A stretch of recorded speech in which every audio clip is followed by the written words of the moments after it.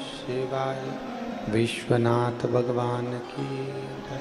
महाकालेश्वर भगवान की जय। ओमकारेश्वर भगवान की जय। कुबेरेश्वर महादेव की जय। हर हर महादेव, हर हर महादेव, हर हर महादेव। काशी विश्वनाथ, ओगरदानी, त्रिकालदर्शी, कैलाशी, अविनाशी भगवान शिव, जिनकी पुनीत पावन शिव महापुराण की कथा संपूर्ण विश्व के कल्याण हेतु बाबा देवादिदेव महादेव की कृपा से आप और हमको श्रवण करने का सौभाग्य प्राप्त हुआ है। बड़े भाग्यशाली हैं परतवाड़ा महाराष्ट्र के सभी रहनिवासी, जो इस बैसाख के महीने की पवित्र शिव महापुराण की कथा श्रवण करने का सौभाग्य मिला है।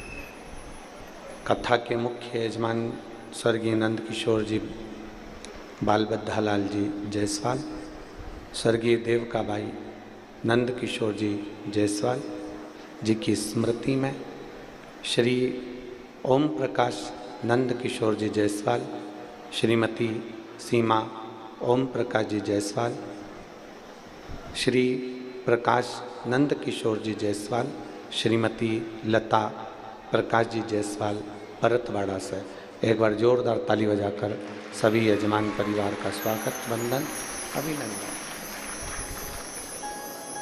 बड़े आनंद से ये बैसाख के पवित्र महीने में शिव महापुराण की कथा का रसतत्व आप और हम श्रवण कर रहे हैं। 7 दिन की कथा में मेरे देवादिदेव महादेव के भगवान शिव के स्वरूपों का दर्शन आप और हम कर रहे हैं।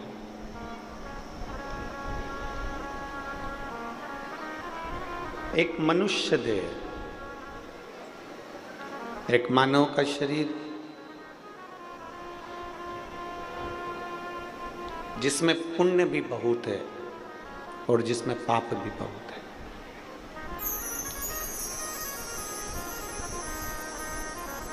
अब पसंद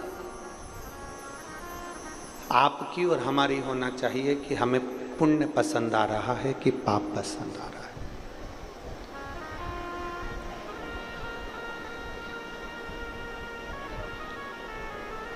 हम कितना पुण्य कर रहे हैं और हम कितना पाप कर रहे हैं।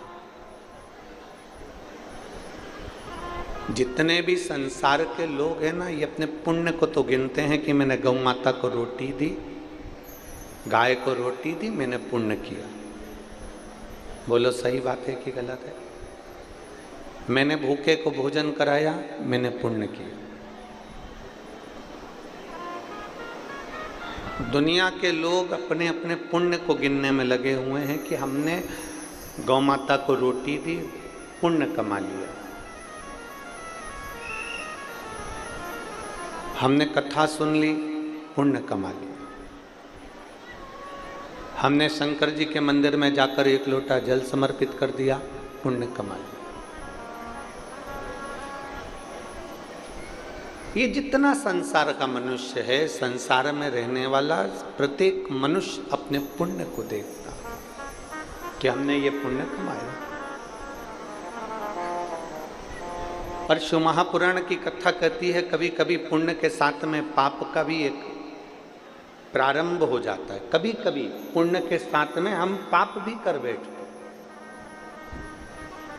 सबसे पहली रोटी किसकी बनती है? जम के बोलो जरा।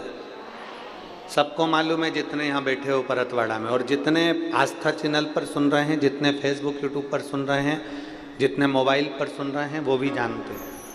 कि सबसे पहली रोटी गौ माता की बनती है।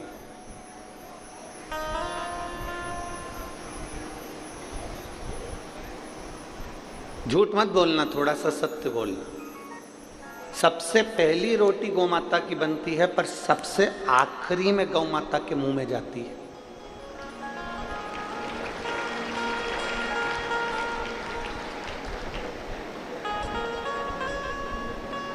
कोई कोई ऐसा होगा जिसके घर में पहली रोटी बनी और गाय के मुख में पहले ही चली गई, पर हम तो नहीं कह सकते।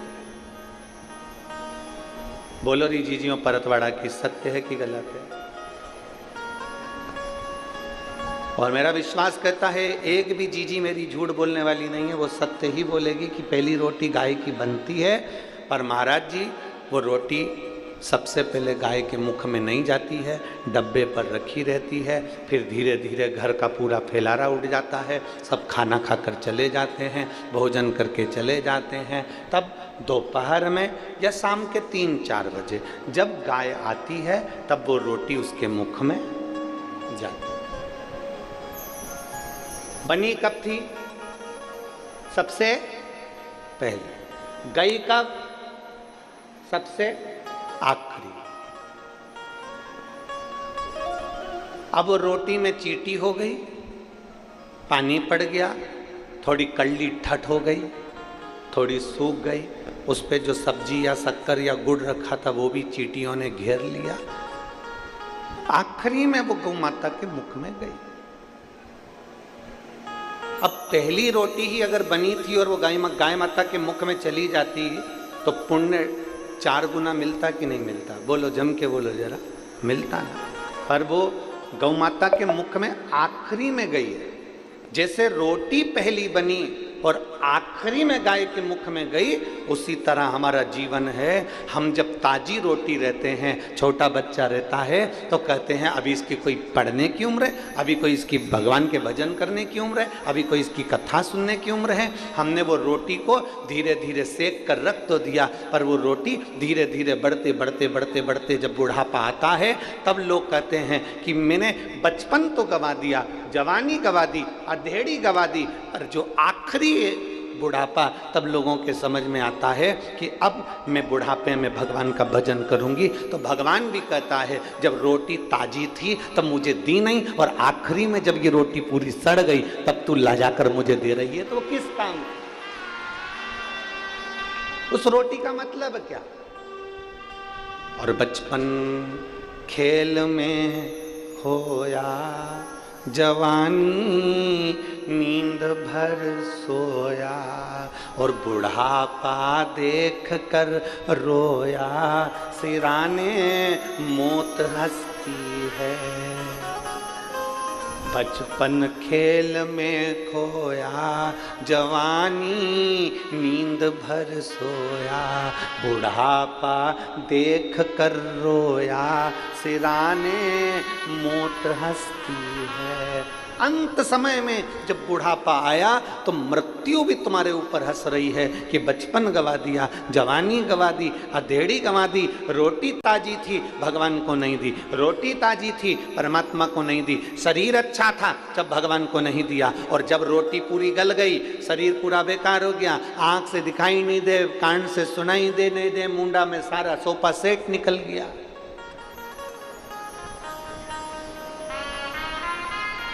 बत्तीस सोफा सेट थे, एक भी नहीं बचा, सारा निकल गया। किसी किसी ने तो नकली साजड़ का लगवा रखा है, किसी किसी का सोफा सेट तो फ्रीज में कटोरी में रखा रहता है। एक बार किसी का सोफा सेट, बच्चे लोग जो झोली लेकर आते हैं, उसमें किसी का दान में आ गया था।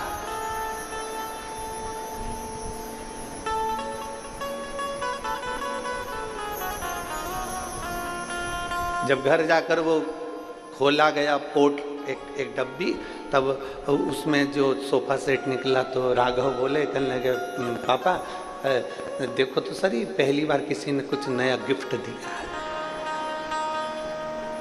जो खोल के देखा तो उसमें पूरी बत्ती सी थी, पूरे दान। और बड़े बड़े विषय,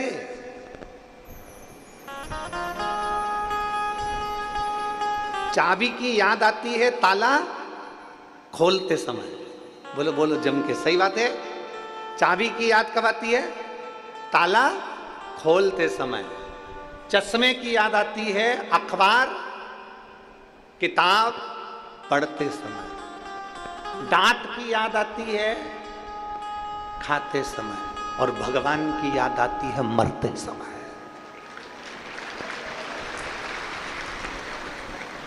अंत समय में याद किया जाता है परमात्मा को, अंत समय में। तो भी मेरा परमात्मा तुम्हें निभा लेता, तो भी कहता कोई बात नहीं। अंत समय प्रभु आना पड़े और वचन दिया निभाना पड़ेगा। आए ना आए प्रभु कुटुंब कबीला, अंत समय प्रभु आना पड़ेगा। वचन दिया तो निभाना पड़ेगा। अंत समय में उस परमात्मा की याद आ रही, अंत समय, और तो भी निभा रहा। सबसे पहली रोटी घर में बनती है और सबसे आखिरी में तुम्हें मिलती है। तुम दुआ देती हो कि बद्दुआ देती हो?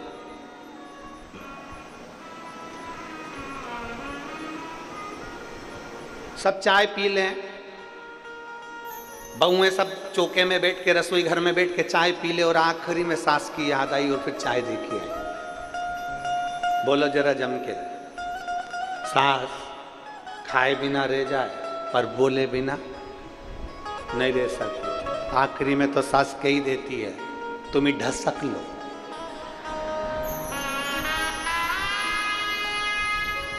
तुम ही चर लो, तुम ही खा लो। अब याद आई मेरी याद आप कर रही हो। जब तुमने सबने चाय पी ली तब याद आई तो तुरंत गर्म करके लाके मेरे को दे दे। सास अपशब्द कह सकती है। किसी को बहुत लेट अगर भोजन दिया जाए, सब खा ले उसके बाद दिया जाए, तो वो भी अपशब्द कह सकता है। पर गौ माता कहती है कि मुझे पहले बनी हुई रोटी आखिरी में भी मिलती है ना, तो भी गौ माता कहती है तो भी मैं, जो मुझे रोटी देता है, जो बनाता है, जिसकी कमाई से अन्न आया हुआ होता है, और जिसने जमीन में अन्न को बोया हुआ होता है, और जिस पसीने की कमाई से ये धन आया हुआ होता है, मैं पूरे परिवार को तार देती हूँ, पार लगा देती हूँ। वो गौ माता का,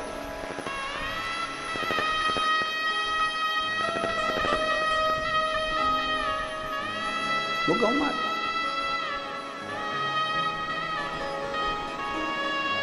भले तुम बाद में दिए तो भी उसने कल्याण कर दिया।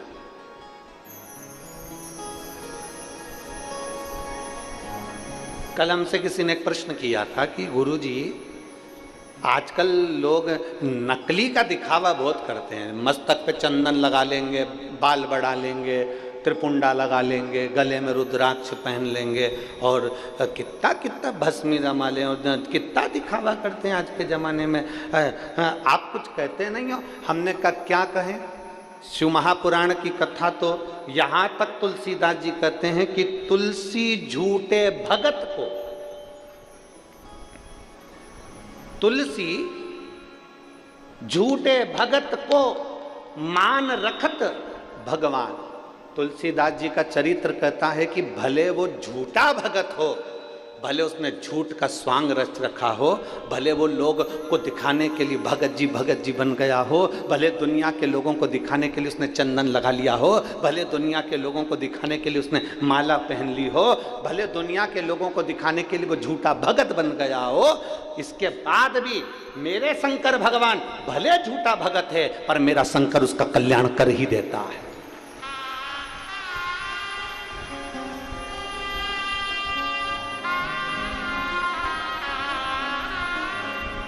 तुम सच में भगवान की भक्ति करो, चाहे झूठ में करो।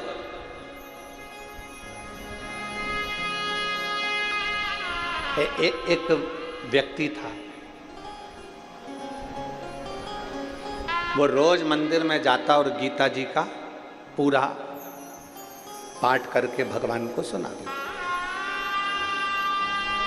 पूरे अध्याय 18 के तो भगवान को सुना दिया। गीता जी का पाठ कर, पूरे के पूरे पाठ कर।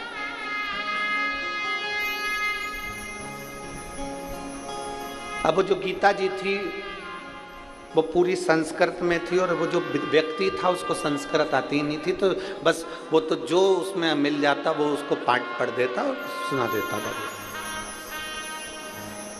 भगवान को पाठ करके सुनाता।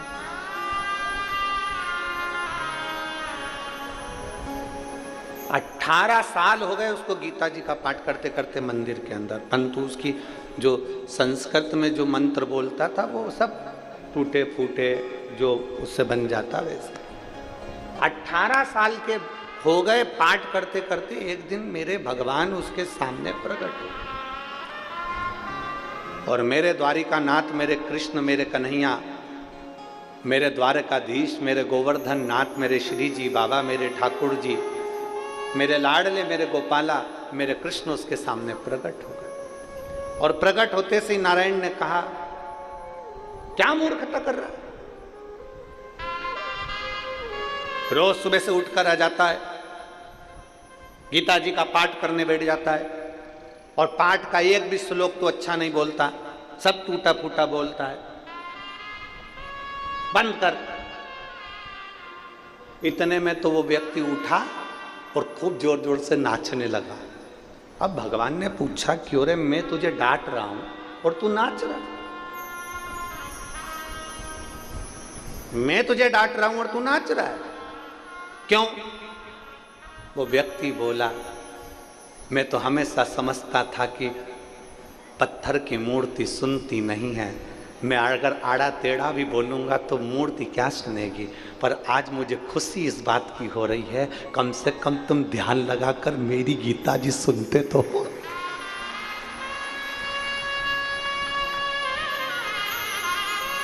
तुम ध्यान लगाकर मेरी गीता जी सुनते तो हो कि मैंने गलती क्या करी है। तुम ध्यान लगाकर सुन तो रहे हो कि मैंने क्या बोला। भगवान कृष्ण ने उस व्यक्ति को उठाया और अपने हृदय से लगा लिया।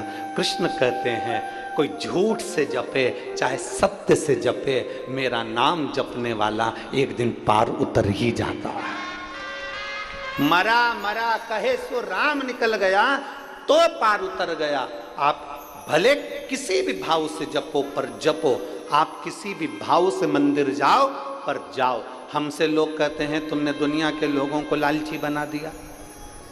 जो भी मंदिर जाता है कुछ ना कुछ मांगने के लिए जाता है। हम कहते हैं कैसे भी जाए, यहाँ शास्त्र कह रहा है, तुलसी झूठे भगत को मान राखत भगवान। कैसे भी जाओ तुम भगवान के मंदिर तो जाओ।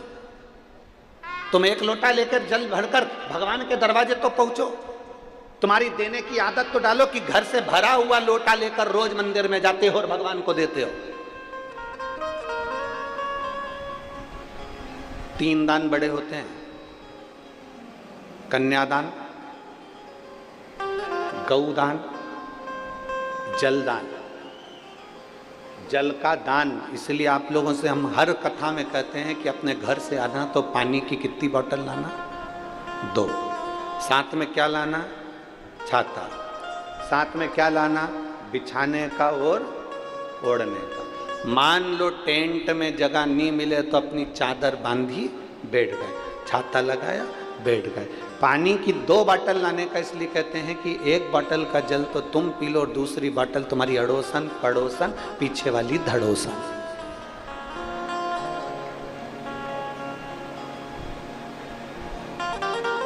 कौन कौन जम के बोलो? अड़ोसन पड़ोसन पीछे वाली धड़ोसन। इनको वो पानी अगर प्यास लगे तो अपने घर से जो जल भर के लाए हो वो इनको दो।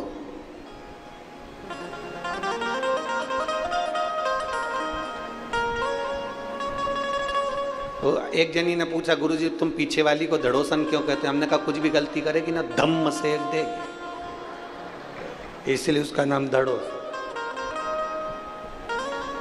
अब तुम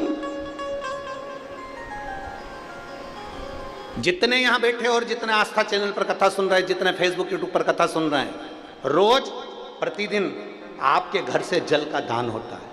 आपके घर से जल का दान होता है प्रतिदिन। आपने देना सीख लिया। 1 लोटा जल भरते हो और 1 लोटा जल भरकर तुरंत शिव जी के मंदिर में जाकर समर्पित करते हो। तुमने देना सीख लिया। और जिसने संसार में देना सीख लिया, मेरे भोलेनाथ भी फिर उसको देना चालू कर देते हैं, फिर उसको रोकते नहीं।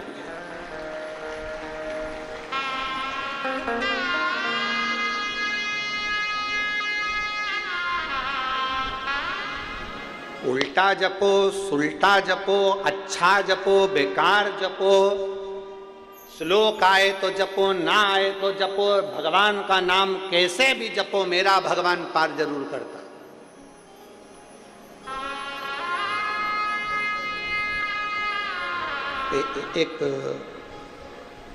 एक व्यक्ति शहर में ठाकुर जी का भगवान का दर्शन करने के लिए गया। भगवान के दर्शन करने,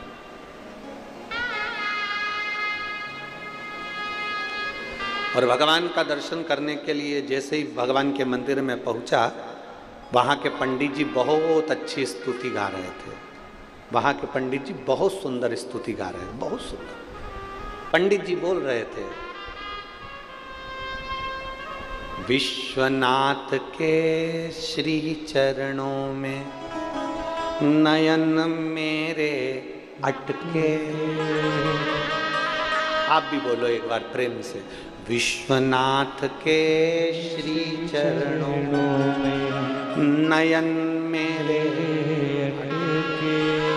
फिर से बोलो एक बार, विश्वनाथ के श्री चरणों में नयन मेरे।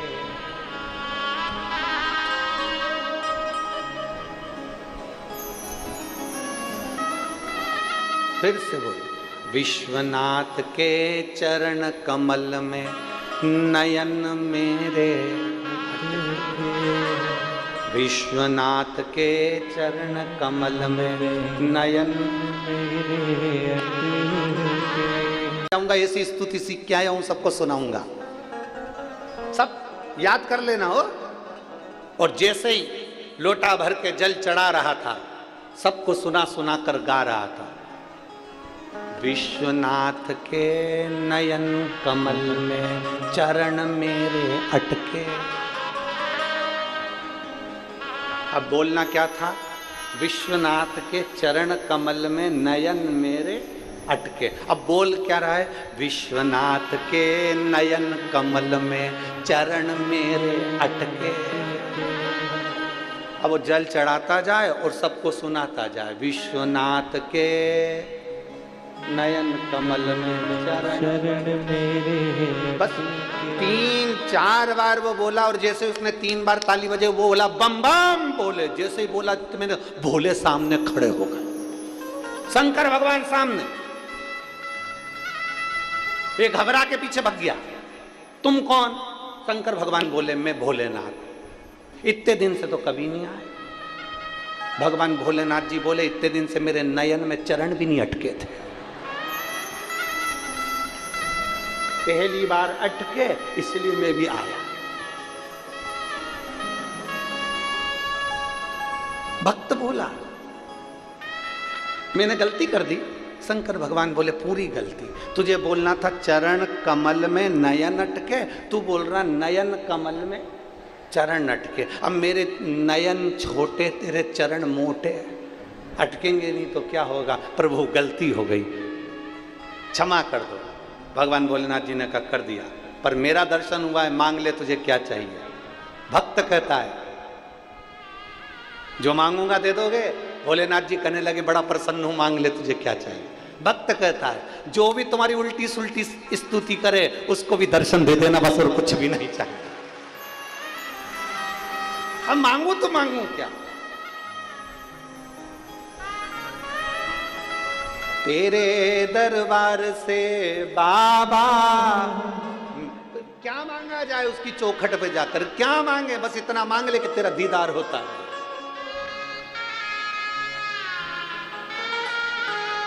केवल तेरा दर्शन होता है, केवल तेरा।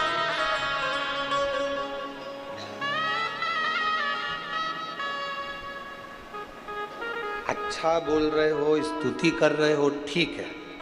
मंत्र आया ठीक, नहीं आया ठीक, नाम तो भोलेनाथ जी का ले रहे हो। शिव की स्तुति में आप जैसा भजना चाहो वैसा मिल जाए। शंकर भगवान को आडंबर पसंद नहीं है। तुम्हारे दुनिया के लोग कितना भी आडंबर कर लें, 4 घंटे तक खूब जो आडंबर करना करो।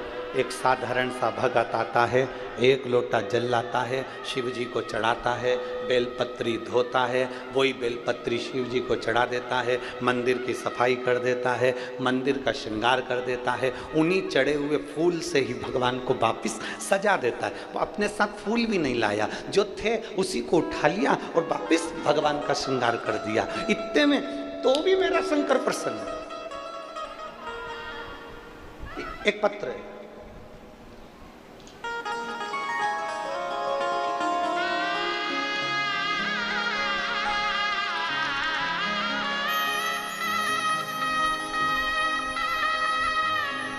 पायल प्रशांत डहाके रहवासी आकोला के हैं।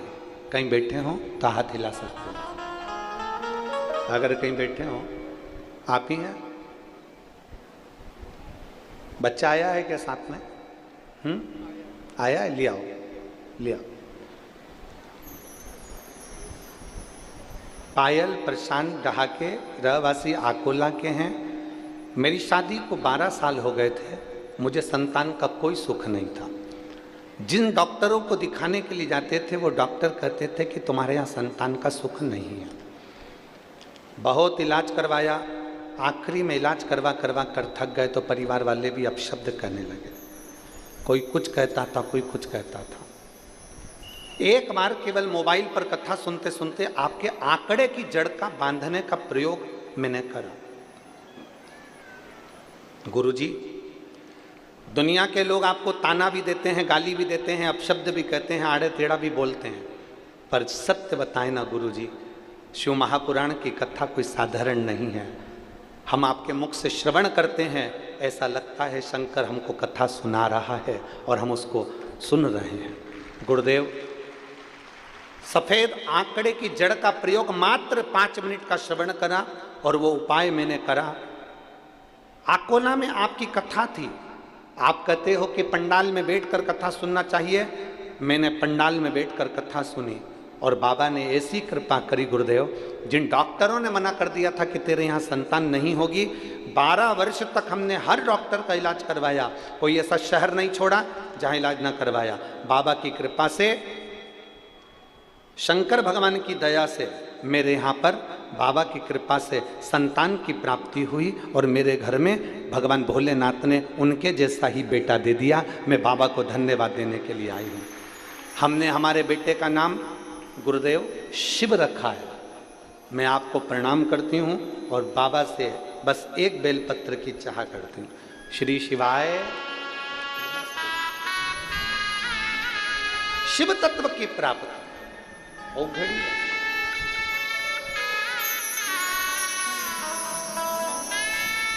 इसमें एक बात बहुत अच्छी लिखी दीदी ने, ये दीदी ने जो लिखा है, इन्होंने लिखा ना मुझे यज्ञ आता है, ना मुझे अनुष्ठान आता है, ना मुझे तप आता है, ना मुझे साधना आती है, ना मुझे व्रत आता है।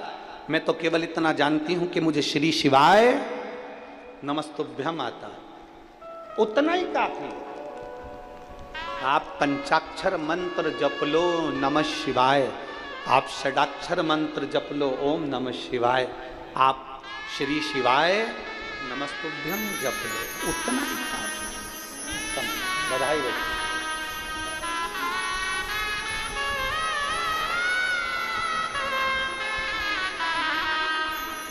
बाबा की शंभो।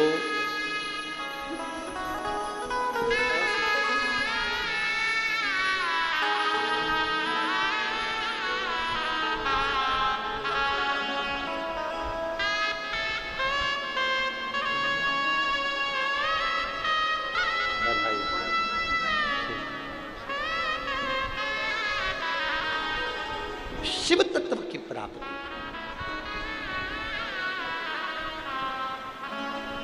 और जब तक शंकर कृपा आपको कोई साधना की बहुत बहुत देर तक नेत्र बंद कर कर बैठ गए, जप रहे हो, साधना कर रहे हैं, बहुत घंटों तक बैठे हुए हैं और मन स्थिर नहीं है, भोलेनाथ नहीं मिल सकता। शिव महापुराण की कथा तो केवल इतना कहती है कि एक लोटा जल भी चढ़ाओ ना तो तुम्हारे मन को, जब तक जल चढ़े तब तक तुम्हारा चित्त मेरे बाबा में होना चाहिए, उतनी देर का जप भी तुमको पार कर सकता है। एक क्षण का जप भी तुम्हें, एक पत्र है,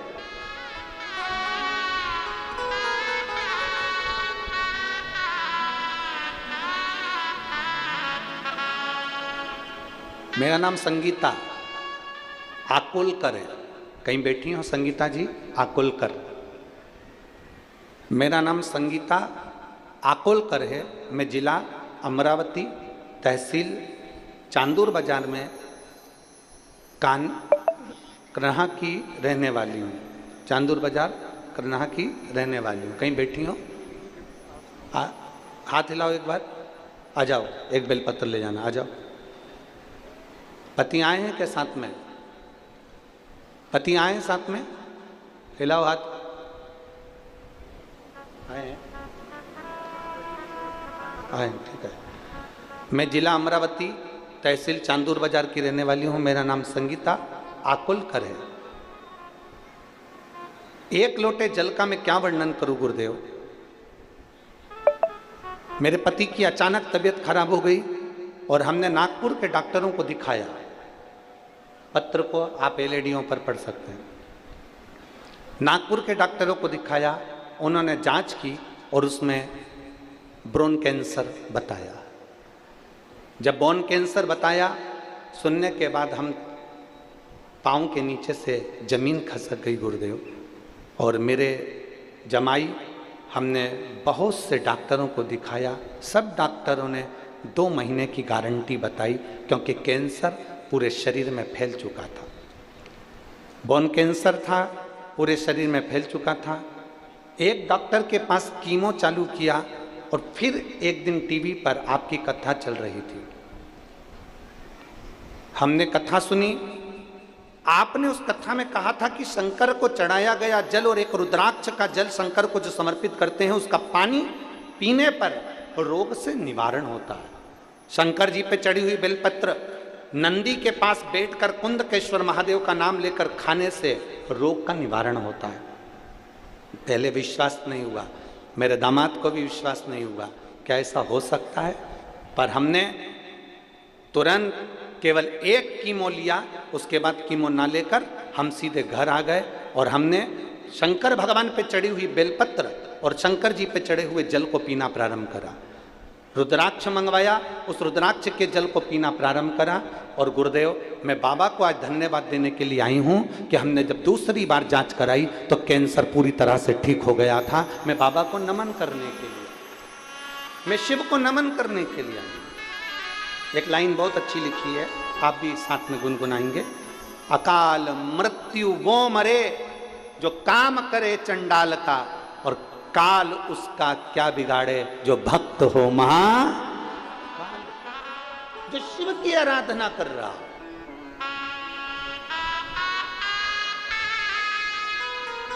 जो शंकर की भक्ति में अलमस्त होकर डूबा हुआ।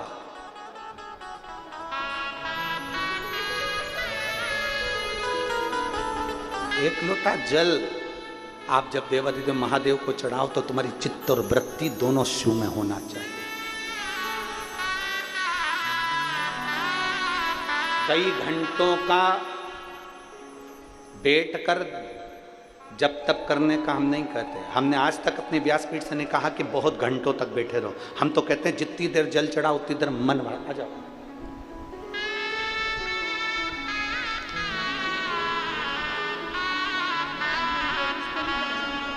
बोला आ जाओ।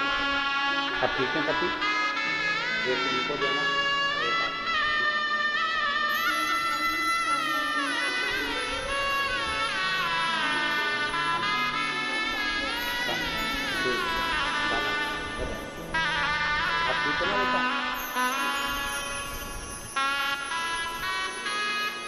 और खाली ना जाता कोई दर से तुम्हारे, खाली ना जाता कोई दर से तुम्हारे।